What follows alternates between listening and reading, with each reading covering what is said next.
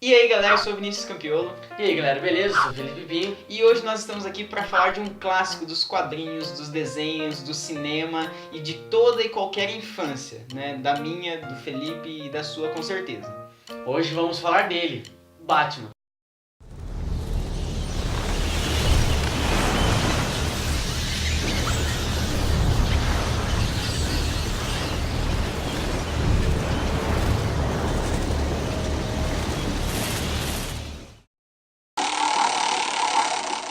Eu particularmente sou fã do Batman, né? Gosto dele desde que eu me entendo por gente. E alguns falam que ele é o melhor super-herói, eu não considero isso, mas alguns até tentam provar isso, mas eu não acho ele o melhor super-herói de todos. Então acontece que não é só as crianças que gostam de assistir filme do Batman, né? Ou desenho, né? Enfim. Então se você assiste qualquer filme de super-herói, né? Os Vingadores, Superman, Thor, é porque o Batman ele fez a diferença no cinema, né? Dentre todos os filmes do Batman, nós vamos falar de apenas dois, porque é muito conteúdo e a gente quer falar de bastante coisa, né? Então a gente vai falar de dois que aparecem o Coringa. E nós escolhemos esses dois filmes porque eles causam um impacto muito grande na sociedade e pelos valores filosóficos e sociológicos que o filme passa. Sem contar do impacto que esses filmes causaram no cinema, principalmente o primeiro filme que a gente vai falar.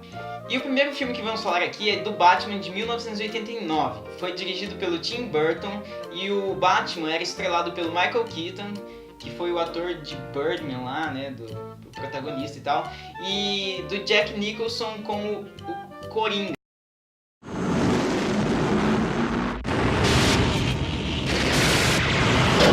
You look fine. I didn't ask.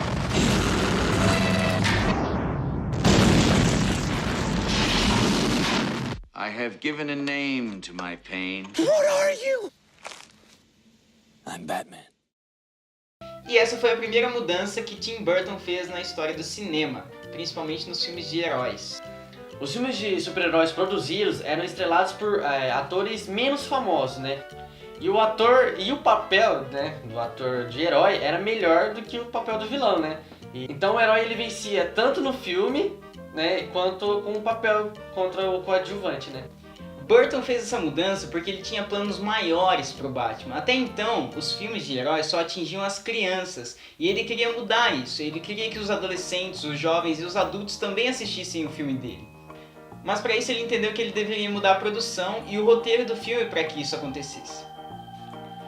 Então o que Burton fez e conseguiu fazer brilhantemente foi reformular a maneira de fazer o filme e atingir um público maior e mudar o jeito de fazer filmes sobre super-herói. Então entenda uma coisa, se não fosse por Tim Burton, os Vingadores não teria acontecido e boa parte dos filmes de super-herói você também não teria assistido. Tim Burton não apenas fez com que adultos assistissem Batman e revolucionou o cinema nesse segmento, mas também reinventou a forma como os vilões aparecem na história e como nós, o público, vemos o vilão dentro dessa história. Como dissemos anteriormente, os vilões eles eram piores em tudo. Mas com a chegada do Batman e ele enfrentando o Coringa, o público ele começou a prestar mais atenção no próprio Coringa do que no Batman. Como dissemos, o Coringa ele foi interpretado por Jack Nicholson. Se você não reconhece esse nome, se ligue no compilado das atuações dele.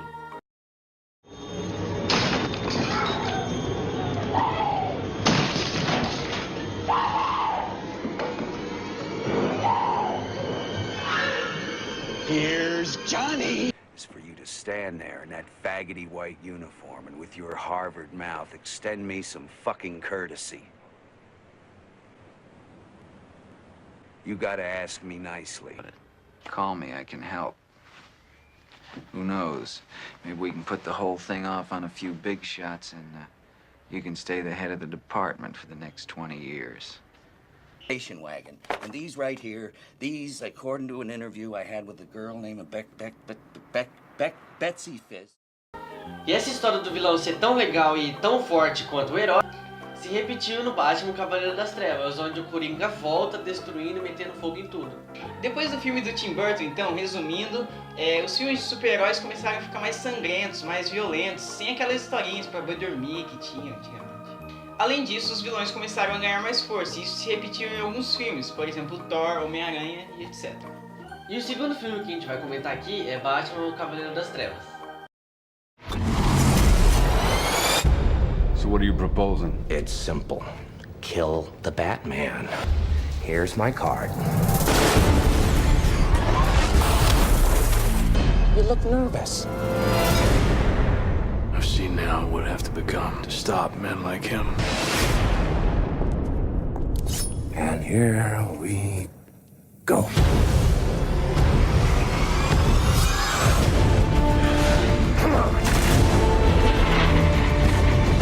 This city deserves a better class of criminal.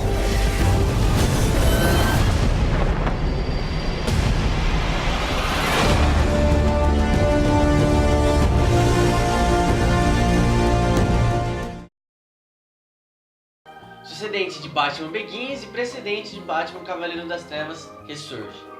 E juntos, esses três filmes compõem uma trilogia sensacional, né? Que eu acho que é uma das melhores trilogias do cinema, né? Foi coescrito e dirigido por Christopher Nolan, que cá entre nós é um brilhante diretor, já que ele fez alguns filmes que desafiam a física e o tempo e etc. Se você não está se lembrando de Nolan, você vai reconhecer pelo menos os filmes que ele dirigiu, que foi Interestelar, A Origem, Transcendência, assim por diante. Então ele trabalhou com atores muito famosos, como Leonardo DiCaprio e Johnny Depp, por exemplo. E por aí a gente vê que Nolan dirigiu filmes muito bons e com atores excelentes. Batman, o Cavaleiro das Trevas, ele conta com as atuações de Christian Bale como Batman e Heath Ledger como Coringa, né? E o que eu tenho pra falar do Ledger, né? Eu não tenho, Ele tem. é sensacional. Realmente foi uma brilhante atuação do Heath Ledger, tanto que ele teve complicações com isso, ele não conseguia dormir à noite, então ele ficava pensando no papel o tempo todo, e isso trouxe algumas complicações. Talvez não seja um caso direto, né, uma ligação direta, mas ele acabou falecendo antes mesmo do lançamento do Batman. Então, em janeiro de 2008, ele acabou falecendo por intoxicação, segundo os médicos. É interessante citar aqui um fato que foi publicado no G1. Após a morte de Heath Ledger, Jack Nicholson ele disse à imprensa que ele tinha avisado o Ledger que fazer o papel de Coringa era muito complicado, era muito difícil, né? E que isso podia causar algumas complicações. E essa entrevista do Jack Nicholson foi num tom de ironia, que passa um pouco de medo, né? É bem intenso, né? Como você pode ver aqui em cima. Enfim, sobre as produções dos filmes, era isso que a gente tinha pra falar. É claro que tem mais coisas, mas a gente não vai trazer aqui porque senão o vídeo vai ficar muito longo. Agora vamos pra parte em que realmente a gente precisa pensar, em que a gente ensina alguma coisa de filosofia e de sociologia segundo os filmes do Batman. Não são bem valores humanos que a gente vai falar aqui hoje, né? Tanto é que os filmes mais atuais, né, eles trazem um valor mais social, mais filosófico, né? E é isso que a gente quer falar aqui hoje. E o Coringa é a chave do nosso assunto aqui. Não que o Batman seja um bosta, um inútil, mas é que é o Coringa que faz a gente refletir mais sobre a sociedade e como a gente vê a sociedade como um todo. A essência da maldade do Coringa não é nem matar e nem roubar, né? E no fim de tudo ele acaba sendo vilão dos padrões que regem a sociedade. Do que as pessoas entendem como certo e aceitam como certo, né? E por esse motivo ele acaba sendo considerado um psicótico. No filme Batman Cavaleiro das Trevas, o Coringa faz vários testes sociais. E isso apresenta bastante, né, o caráter anarquista que ele tem. De querer ver as coisas pegarem fogo e ver tudo queimando e ver tudo saindo do controle. Tanto que ele queima uma montanha de dólares por puro prazer, por exemplo. A vontade dele não é matar Bruce Wayne, nem muito menos o Batman, porque ele diz no filme que ele precisa do Batman para fazer todas essas coisas que ele procura. O Coringa ele vive fazendo a pergunta Why so serious? Que traduzindo seria Por que está tão sério? Que exemplifica a sua indiferença com o mundo, com os planos e etc. O Coringa é simplesmente um agente do caos. A vontade dele é ver as pessoas que possuem planinhos caindo em um buraco chamado caos. O caos nada mais é do que uma desordem das coisas, implicando na incapacidade de controle. Isso foi explicado por Maquiavel na sua obra O Príncipe. Lá ele fala da virtude e da fortuna, sendo a virtude a parte controlável da vida, em que a gente tem controle, em que a gente planeja, etc. E a fortuna como sendo o acaso, a sorte ou o caos. E a fortuna, ela é sempre a maior parte da vida. Então a parte que a gente controla da vida é sempre muito menor do que o acaso e a sorte. E o Coringa tenta mostrar para as pessoas que tentar controlar a vida o tempo todo não funciona. E Maquiavel, na sua obra O Príncipe, ele fala exatamente disso. Ele escreveu esse livro para o príncipe da época da Itália, em que o príncipe deveria usar aquele livro como um manual para unificar a Itália. Então ele dispõe de várias ferramentas para que o príncipe pudesse realmente exercer uma política saudável na Itália. De qualquer forma, o Coringa, com seu espírito anarquista, ele promoveu o caos em Gotham usando um pouco de pólvora e gasolina, né? O cara, ele é bem calmo, né? Bem amoroso. O que me lembra bastante Nietzsche. Nietzsche se considerava uma bomba para a sociedade e realmente o Coringa foi uma bomba para Gotham, né? Não só no quesito de estourar tudo, de destruir tudo, mas também no quesito moral, de questionar a moral e a ética das pessoas. Tanto que ele faz alguns testes sociais, como a gente disse no começo, e ele acaba tirando algumas conclusões, né, de como a sociedade entende moral, entende a ética e assim por diante. Você deve assistir esse filme porque o roteiro é muito, muito bem feito. Tanto o Batman de 1989, quanto o Batman Cavaleiro das Trevas e toda a trilogia do Christopher Nolan. Porque você começa a ter um respeito e uma admiração pelos personagens, né? Tanto pelo Coringa como pelo Batman. Porque as atuações, tanto de Michael Keaton como Jack Nicholson lá de Batman de 1989, quanto de Christian Bale e Heath Ledger de Batman Cavaleiro das Trevas, são excelentes, assim, sensacionais. Tanto que o Heath Ledger levou o Oscar de melhor ator. E por fim, pelas reflexões que o filme traz pra gente, né? Como a gente pôde ver aqui, pelo caos, né? Pelo espírito anarquista que o Coringa tinha, né? Tanto, também pela obra de Maquiavel, né? Que a gente citou, O Príncipe, Nietzsche. Então, todas as reflexões que o filme traz pra gente é interessante você assistir. Então a gente recomenda que vocês assistam esses filmes, né? Tanto a trilogia do Christopher Nolan quanto o filme do Tim Burton, né? De 1989. E se você gostou desse vídeo, deixe o seu like aqui embaixo, se inscreva no nosso canal e curta a nossa página no Facebook. E continue acompanhando a nossa programação, né? Que teve uma mudança aí, que agora será apenas das quartas-feiras às 18 horas. É isso aí, galera. Falou! E por fim, pelas